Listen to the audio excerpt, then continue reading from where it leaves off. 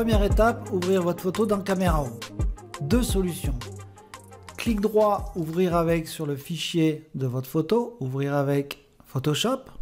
Et automatiquement, Camera Raw va être lancé par Photoshop. Et là, vous arrivez sur l'interface de Camera Raw. Ou bien, vous ouvrez Photoshop, fichier, ouvrir. Et vous double-cliquez sur votre photo. Vous arrivez donc sur Camera Raw. Et maintenant, nous allons expliquer l'interface de Camera Raw. Tout d'abord, il n'y a aucun menu sur Camera Raw. Sur la partie droite de Camera Raw, vous allez retrouver de façon centralisée tous les paramètres touchant à la globalité de l'image.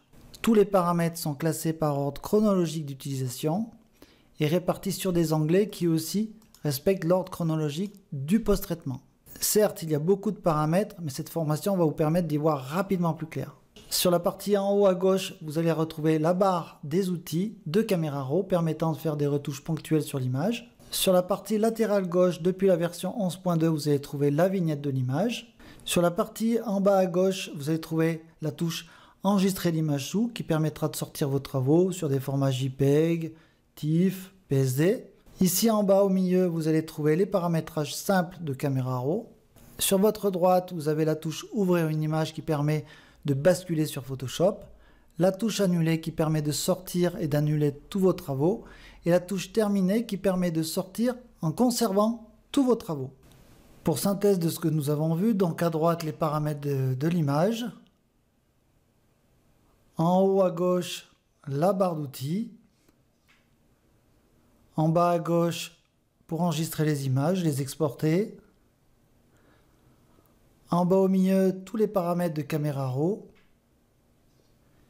Et en bas à droite, pour ouvrir une image dans Photoshop. Très rapidement, nous allons voir le paramétrage de Camera Raw qui est très simple.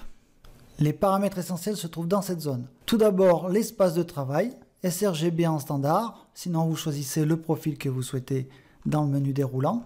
Et ici, vous pouvez paramétrer la profondeur. 16 bits par couche conseillé. Si par contre votre machine est vraiment lente ou ayant peu de ressources, vous utilisez 8 bits par couche. Donc je reparamètre 16 bits par couche. Ici vous avez le redimensionnement d'image si vous souhaitez redimensionner bien sûr les images. Ici vous avez la netteté de sortie qui est très rarement utilisée, qui permet d'ajouter de la netteté lorsque vous sortez votre photo. Et ici vous pouvez forcer Camera Raw à sortir votre photo en objet dynamique pour Photoshop pour ceux qui connaissent. Bien paramétrer l'espace de travail. Et bien paramétrer la profondeur à 16 bits, sinon à 8 bits si vraiment vous avez des soucis sur votre machine. Vous cliquez sur OK. Je vous propose maintenant de commencer à analyser tout le post-traitement global de l'image.